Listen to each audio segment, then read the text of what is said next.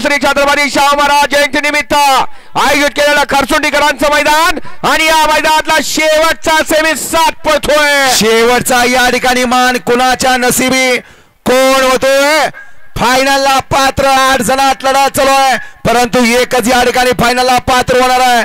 तो मान कुणाच्या नशिबी मिळतोय, मिळणार का? आणि पलीकडे शंभूला मिळाला का?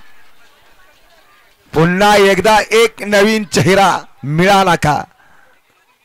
काहीतरी घडलं बाया, आपलं काय का तिथं का मन थांबलाय आपण?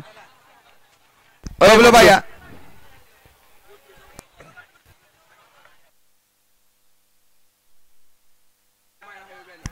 सेमीफायनल 7चा निकाल निकाल आणि निकाल काय झाले?